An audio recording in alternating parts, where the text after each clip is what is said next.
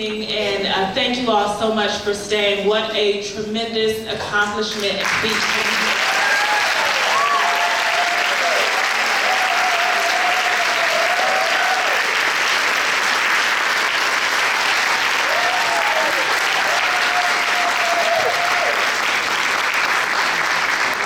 So again, my name is Rhea Combs, and I am a curator at the Smithsonian's National Museum of African American History and Culture in Washington, D.C.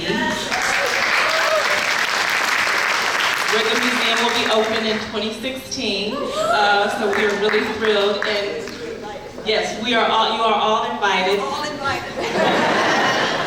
And I am the curator of photography in our film program and our Center for African American Media Arts. So it is sincerely a thrill for me to be here this evening with all of these esteemed colleagues, documentary filmmakers, and of course, the legendary Sonia Sanchez. And this brother here as well. So we will have a few minutes of Q&A, and so I wanted to, one, thank you all, the filmmakers, for creating this tremendous body of work that provides us, I think, one of the most important things, I think, is that it really gives us a legacy, sort of a overview of, and an important document of this figure that has been such a stalwart person in our lives. So I think, and I want to thank you all for your tremendous efforts.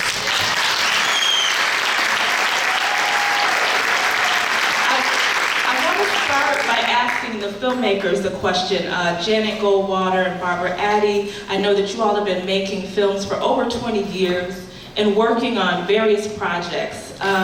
Can you discuss how you all came together, even with Sabrina Smith Gold,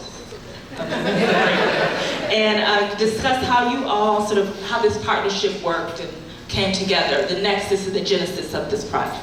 Yeah. Okay, so Barbara and I started working together a little more than 25 years ago, and we made a body of work, which this is actually our third biography of a woman that we consider, important. And this is our second project working with Sabrina Schmidt-Gordon. Our last project was Mrs. Gundo's Daughter, which addressed the issue of female genital cutting. So when we elected to do this exciting project, it was a no-brainer. We teamed up again to work on this project. What prompted you? Why did you choose to do this work? We've always been interested in women's issues, in social issues, in social justice issues, and who embodies that more than Sonia Sanchez. So we were finishing up the documentary that Janet just mentioned, Mrs. Gundo's Daughter, the three of us, in 2009, and we were at a performance of it was a jazz funk opera of Does Your House Have Lions? Yeah, we'll get to that. Composed by Evan Solot, sitting right there. The composer of our score. And Sonia, I don't know if you remember this, but we were sitting with you at one of those performances, and we met you, and we were so blown away by actually not just reading the words, but hearing the words. I mean, hearing Sonia's body work read and performed is a whole different experience than just taking that book and reading it yourself. And so when we heard that, we were really inspired and said, we need to bring this to a wider audience, because other people need to have the joy and the experience of learning more about Sonia Sanchez, but also hearing her work. Well, and we thank you. It's a real sweeping, I think, testimony, or it's a sweeping documentary that shows us the range and sort of trajectory of your life. And one of the things that struck me was that when I think about you, it's Black Lives Matter then, and they matter now. And you are a real embodiment of that. And so one of the questions I thought as I was watching this is ways in which you have been able to create or wondering about self-care.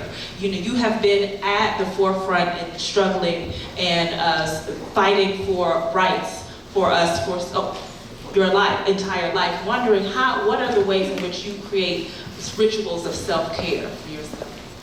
I think also you wanted to probably ask our dear sister, about her participation. Well, I thought she was speaking, the microphone is there, and the question was addressed to everybody. Well, anyway, so,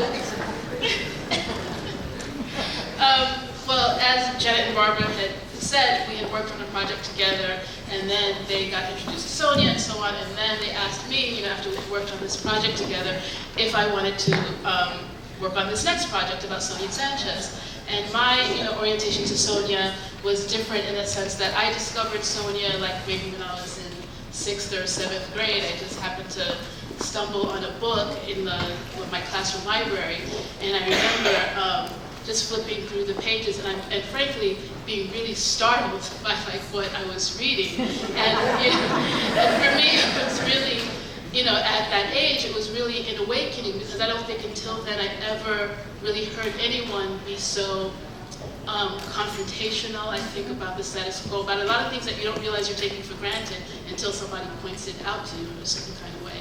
And then also that it was a woman, and I just remember I literally remember like, I didn't know people said this. I didn't know you could just say that. And it was like, and so that was sort of my introduction to Sonia. And of course, I am part of a generation that, frankly loves and reveres Sonia. And I was, so when I was invited to do it, I mean, there was really no hesitation that I wanted to be part of telling her story. So. Thank you.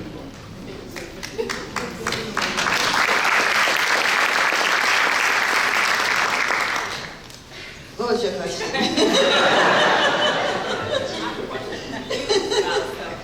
Right. I did remember it, not that far gone. Although sometimes, when I was watching a number of the people speaking, and one of the things that I was thinking is that, as we wrote, I also taught. And someone asked me, someone was in from Germany, they asked me, how did you write your books while you were working and teaching and mothering? And I said, well, I used to, come home and feed the children and check the homework and run downstairs and put clothes in the wash machine and pull out the food that I had cooked on Sundays. Those mothers that on Sundays you cook for the week, and then freeze. And then I would go upstairs in my study and I would then grade papers, and then in that same study where I had a fire built, I would then start writing from 12:30 to 3:30, go to bed, write on that couch, go to sleep, and then get up at 6:30 and knock on the doors and say, come on, you gotta get up, you gotta go to school. And I mentioned at some point doing that for so many years that I was worn out and I was exhausted. I ended a semester and I couldn't get up out of bed, and my children were so concerned. When Lumarani said, Mom, I said, well, I'm okay, I'm just gonna go eat. But I climbed back in bed, and I did go to a Chinese woman who was an MD, and also she practiced Eastern medicine, and she gave me a physical, and then she also did the testing of in Eastern pulse, And then she said, all your chakras are closed except for the one in your head. When that closes, you'll fall out someplace, and they'll put you in the hospital. And she said, what do you do? So I said, well, I teach, and I travel and I write, She said, well, tell me what you do in a week. So I opened up my apartment book and I started to tell. She said, no. She said, oh, no. She said, oh, I didn't mean a month, I mean a week. And then I realized that sometimes I was in a city on the first part of the day, that I was in, at lunchtime I was in another city, and then at night I was in a third city. And so I was really exhausted. And that's when I'd always been a vegetarian. When we started this at San Francisco State, and also this whole movement from court, I was a veggie. But I knew that I needed more than that. So part of what I did at some point was also very much involved with getting my food, what I ate, you know, the proper foods. What I had to do was meditate. What I did is went out on the track, and I would do 3 miles, come back in, talk to the trees when I went around the track, right? Talk to myself also to get the day straight, and then come home and come on the porch with my green tea, my oatmeal and a banana, right? And the Times and the Inquirer. And I would begin the day. And most of that was about, finally, learning how to breathe. Those of you know when I teach when I teach the haiku, I teach about breathing. I had to relearn how to breathe because I realized that I had been breathing from here and here, and here, as opposed to here. So I've studied a number of things. Sister Juanita, you here? My trainer here? Are you here? Yell. I guess she didn't come. She called me and said she was coming, which means simply that, I work out.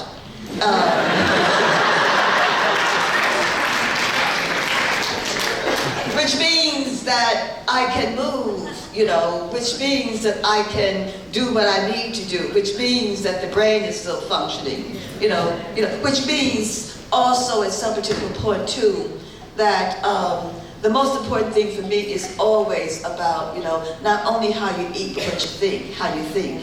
And it means that I have, as usual, I talk about dropping secret spells. I know at some point that I say things to people in meetings, whatever, but I want you young people to remember something. Young people sometimes think you're angry, but I'm talking about ideas and how we should act. And how we should act on things. It's not personal. Because when I come out of a meeting after I said that, then I want to hug you and say, let's go out to eat something, whatever. It's business. It's about teaching. That's what that's about. It's not like, oh, you talking bad. No, I ain't talking bad. I really can talk bad. That ain't talking bad.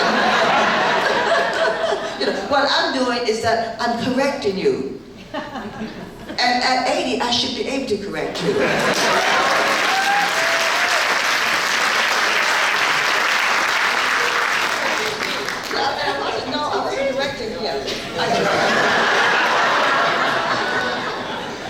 Touche. Touchy. There was anything in the film that struck you or, that you would like to speak about it that really moved you as part of the film? Well, if you know Sonia, you don't get to not do things. I met Sonia 40 years ago at Amherst College. She was brought up to head the Black Studies program at Amherst College, and it wasn't much of a Black Studies program. And I had known her from her words. She was a poet, so I figured, oh, here's another artist. We got great artists. She was one of the most political people I've ever met in my life. She took on Amherst College before they had women students at Amherst College.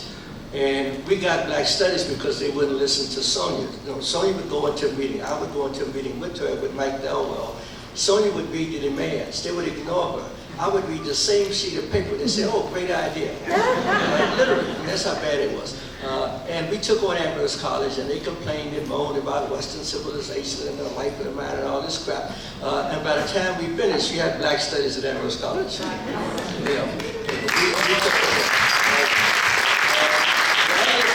The other piece about Sonia is that, we talk about famous people, we talk about artists, who are popular, but they don't understand a poet can be, an activist and an artist that has a following.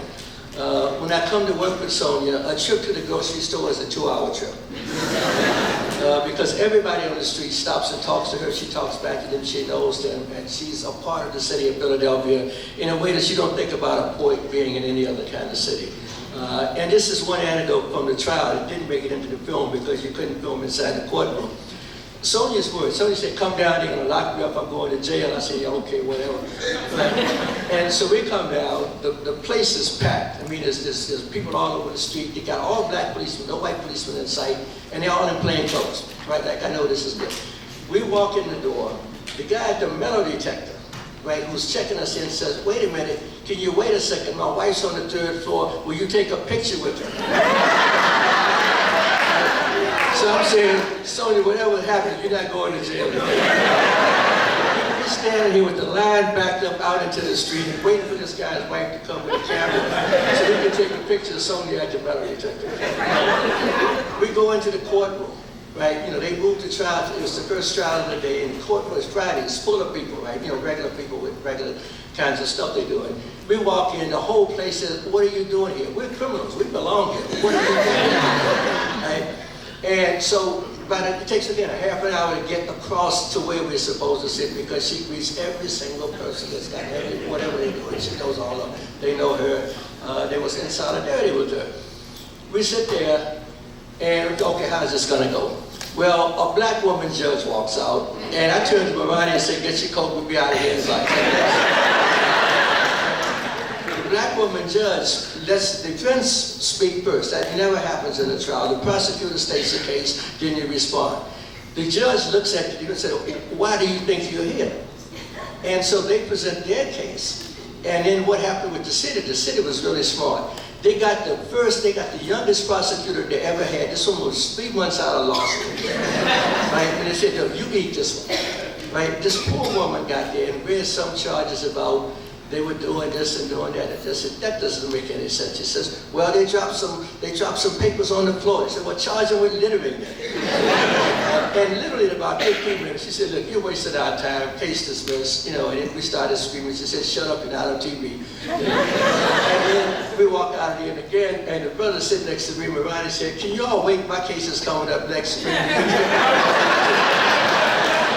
And as we walk out of the place, there's a black plainclothes policeman standing there, you know, outside the door. And as we walk past, he says, is everything okay? Did everything go okay? And I said, yeah, like, we're cool. He said, good, man. He said, we wanted this to be right. You know, there's a black policeman. You know, Sonia was not going to jail. There was no way in the world. And the other thing, the piece we missed was the night before, we stopped by the dojo on the way home, and Sonia mentioned to the brothers that teach karate that she said, oh, I'll be in court tomorrow. And the brother, you had to get that look in their eyes. Court? He said, yeah. I says, I have a trial. I said, what time? And I'm thinking, oh, God. Right? I hope they don't try to find her guilty. Because it'd have been on, because the whole backbone of variety of me with his brothers from the dojo. And so was not going to jail. No kind of way, no how. But how many points do you know in the country that can command that kind of respect? They can command that kind of audience. You know, they can walk down the street and be recognized and talked to by regular people. You know, people in the grocery store. A guy jumped out of a car and started screaming, you Sonia Sanchez, my wife likes your books. You know, can I tell her that I saw you and so forth. And there are not that many people that have that kind of power. And that's why we have to, you know, protect her. You know, that's why I come when she calls.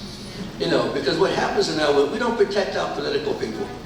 You know, people jump out here and you let them jump out there, but we don't stay behind them when they get in trouble. You know, so we have to do that so we can survive.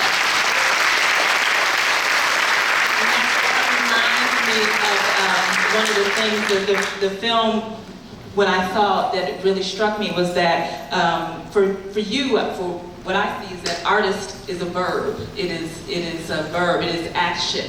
And so I wanted to ask all of you, and outside of that, through all of this, all the injustice, all the fights, all of the sort of battles that you have endured and stood up against, if you will, there is still a real sense of humor that comes across through the film. And so I would like for each of you to speak about that humor, that sense of sort of joy and pride that still reigns through, that I saw resonating throughout the film. And then for the filmmakers, the three of you, I would like for you to, what were some of the surprises, throughout the process, was there anything that sort of surprised you about either Sonia, Sanchez, or about the process itself? Well, you have to have humor because, you know, we take ourselves so seriously. I got in the movement, I realized you couldn't do that because we're some funny people, you know what I mean? We really are. But I'd like to tell you a joke that my dad's great griot, right? And my dad, you know, for all of my years kept saying, don't do that, don't do that, do that. When my father became ill, the last 6 years of his life, I went up every Thursday night to take care of him from Temple. And that last year, I retired, I came back end of the 5th year, and I realized I had to just stop teaching. And that last year I spent up there with him, and my dad leaned over and said to me, "I understand what you've been doing." Whew. Whew.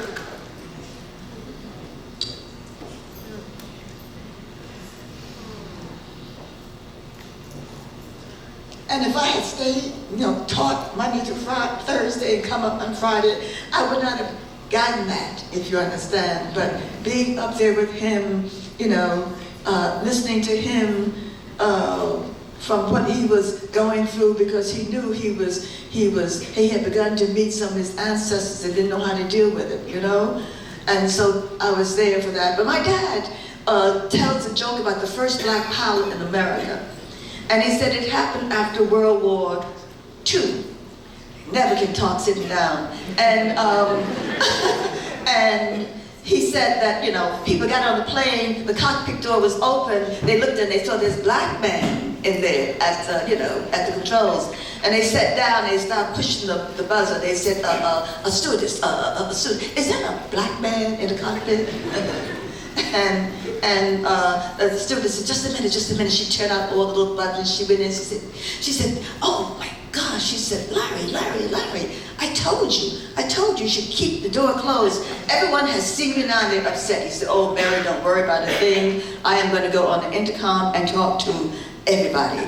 So he goes on the intercom and said, good morning, ladies and gentlemen, my name is Larry, Captain Larry Jones, and I'm your pilot for this trip to LA. But before I begin, let me tell you just a little bit about myself. I am a graduate of Harvard University. I'm also a graduate of Yale University. I am also a graduate of Princeton University, and I am also a graduate of Oxford University. And during World War II, I taught all of those pilots how to fly. So if you just settle down and calm down, I will see if I can get this big motherfucker off the ground.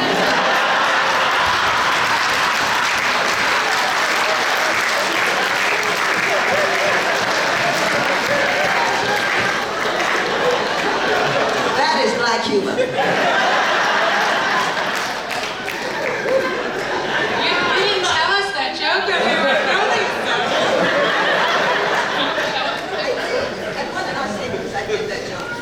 We must not have been rolling, that would have been in the movie. Maybe we have to go back and film some more. To answer your question about humor, and I would just say actually about a lot of things. I mean, as the editor of the film, one of the things that you are always thinking about is how to make the story multi-dimensional and not just be sort of like one note and it's about like this event after this event, or this political thing after that political thing. And you want to create a character, create a portrait rather, that has nuance and depth, that it's not, she's not just a political person, she's not just a teacher, she's a lot of different things. She's funny, she's smart, she's a mother, she's someone's daughter. So you're trying to get all of that stuff in. And also, when I think about like the opening of the film, for example, and one of the things that was really important to me in that scene when you're writing is that I felt like it was a nice way to open up the film, because it's like as if I'm bringing, we're bringing the audience immediately into the world and the mind of an artist. So you're sort of like immersed from the very beginning into sort of, and I think it's also, what you're thinking about too is like, what do people not know about Sonia, or what have you not been able to witness? And certainly,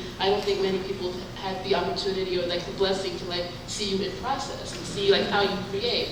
So we're always, thinking about like all these different elements outside of the facts that you can bring to bear to the story to create something that's really nuanced and deep, and that you maybe discover something new every time you see it. Because I worked on the film and I watched the film and I still discover things and get emotional over it. And I have to say that it was actually particularly emotional to watch the film today with this audience. I don't know if it's because it's Philadelphia, but it was really emotional. So I want to thank Blackstar actually for hosting this.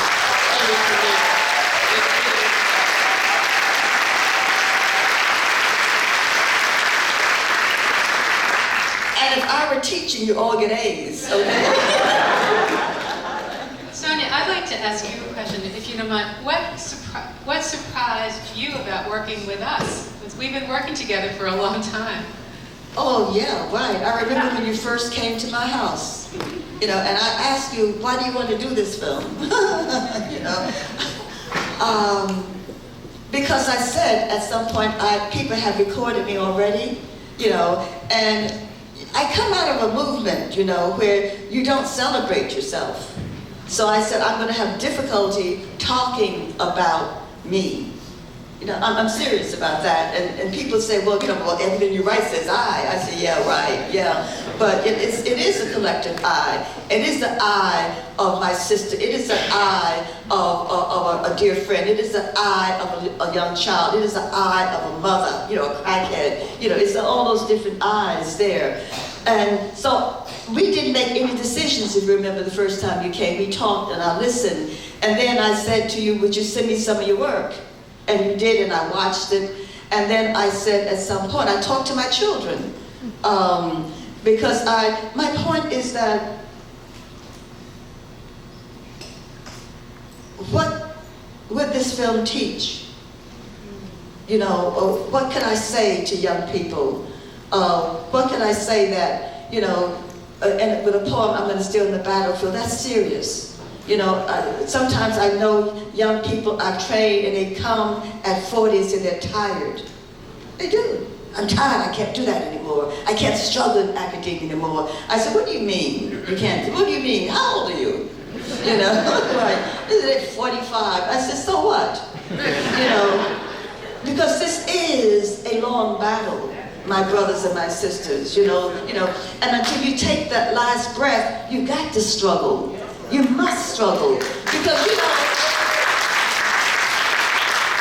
what we've seen within the last 2 years is that this country does not give a darn about you and me. Period, whatever. If you aren't part of that 1%, you know, you're expendable. You know, and I know some of my students, they get out, they go to law school, they go to med school, they come back and say, whoa, I've made it. I said, so what are you going to do for your community?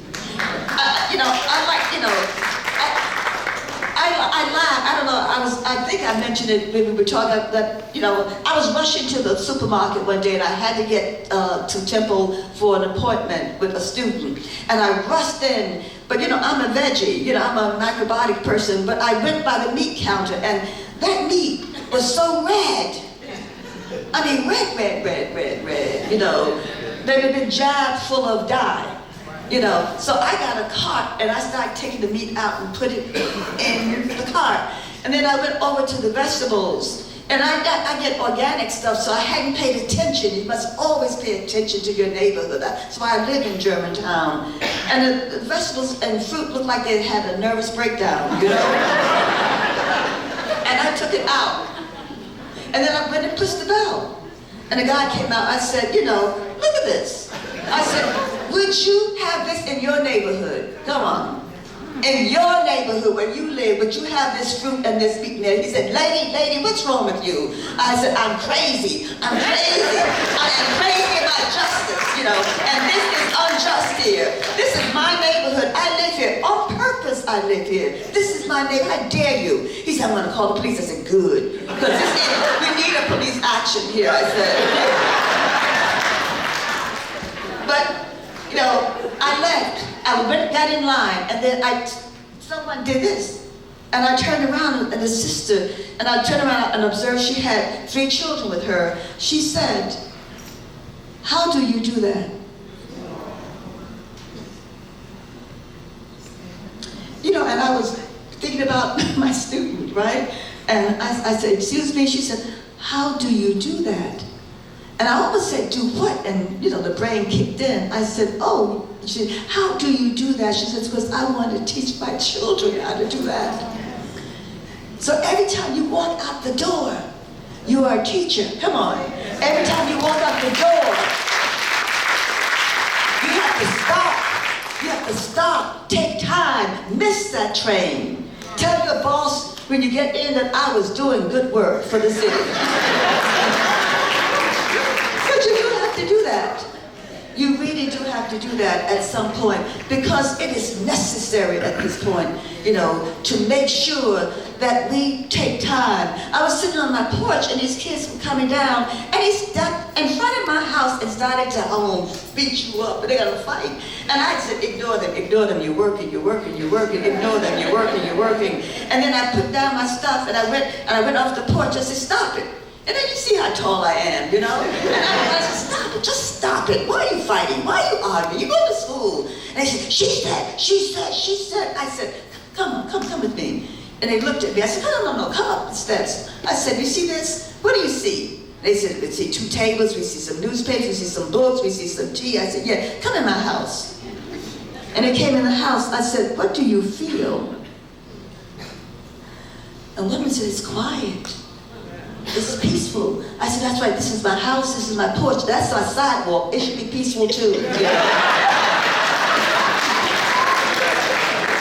But you must be willing to intercede. You must be willing to jump in between. I said, any time. And then I stopped. And people who know me, I said, I want to teach you how to breathe. Because I want to teach you peace. I want to teach you life. If you learn how to breathe, I give you life, not death. And we must turn and give our children always life, not death. Life, and each other, life, not death. You know, today I hugged our dear sister from Mural Arts, you know, and I said, so good seeing you again, my dear sister. I haven't seen you since we did the mural. Is she here still? Yes, hi, Sonia. Hey, and I said to her, you know, I got a tough mouth, you know, and you know, I disagree sometimes, you know, but it is always done in love. This is about love, because I want to see us move to another level. I thank you, my dear sister, you know, for us doing that mural together. I thank you at some point, you know, for giving your time and energy to that mural. I thank you for saying simply, looking at my vision, saying we need a peace mural in the city of Philadelphia. And we do. And as a consequence, Professor Bracey's student, who is the chair of the department at Clark University, got a piece because of our peace mural, and they saw it. Then they have peace benches at Clark University and a statue of the great Du Bois. Can you imagine? So students, if they feel unpeaceful, they can go sit in that circle of peace benches. I said to the city of Philadelphia, what did I say, my dear sister? We need peace benches down Broad Street. You know, we need to go into the benches around the museums here. All those benches, the paint is all off, and we'll come in and paint them, and we'll put the school's children's peace haku on it. Can you imagine people coming from Europe, all over the world, around the museums, seeing peace benches? Huh? With peace haku on it? Yeah. So we want to make sure that we can get a couple questions, I think, from the audience. No questions. Good audience. Yes. We have one question right here. We can't deny this young man here after Why don't you come over here so then we can hear you? And then of course we want this conversation to continue outside also. In the street. Hello, good evening. My name is William. I was just wondering, as a person who's on the front lines in a very difficult time, I know things have changed, but do you think they've made drastic changes or minor changes, or have we taken the right path, or is there a different path we should take? Not an unpeaceful one, but just as someone who was there and who lived and experienced and what you saw from then, like, I guess I'm asking you, what's your hindsight on the situation? Maybe what could be done better as the current generation moving forward from what our ancestors did?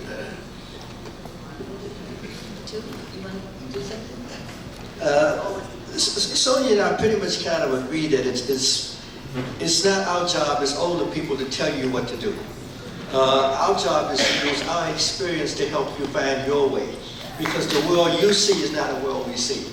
You know, the things you see, we may not even understand what they are, right? But when you stood up and moved, and I was like overjoyed when people stood up in Ferguson. Because I've been saying for years that if a black life is worth no more than 2 bullets, then they'll kill us, until there's nobody left. And when those kids stood up, and people stand up and say, look, a black life is going to cost you millions of dollars, then that means black people's lives are now worth something, that the system has to take the charge of. If you stand up and risk your life, stand in front of a tank, or policemen and so forth, then you are free, right? Once you're standing up, then you decide where you want to go, where young people want to go to figure out what you need to make your life meaningful. We come in because we are committed, still are, right, to helping you do what you want to do as best you can. You cannot be us, you should not be us. Right? We lived in our time, you live in your time.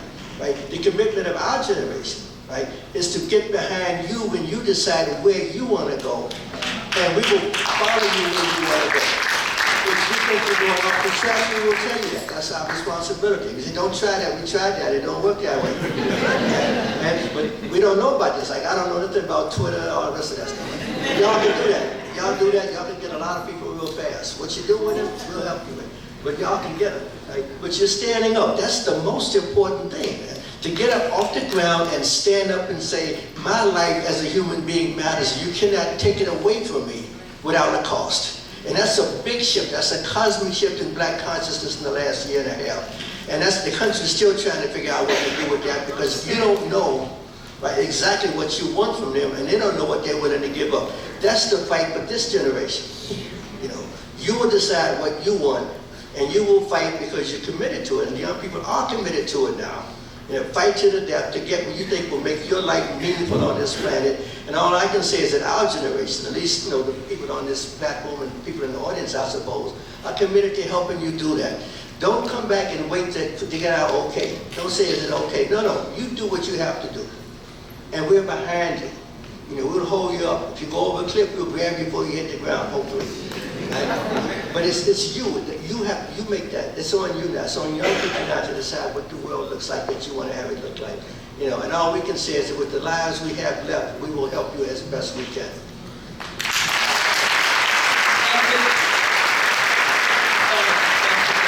I know that our time has run short, and I think it's run out, in fact. So with that, without further ado, I want to thank so much the filmmakers for this wonderful work. Janet, Barbara, Sabrina. I also want to thank John for his kind words. And lastly, I want to thank Sonia and thank you all so much.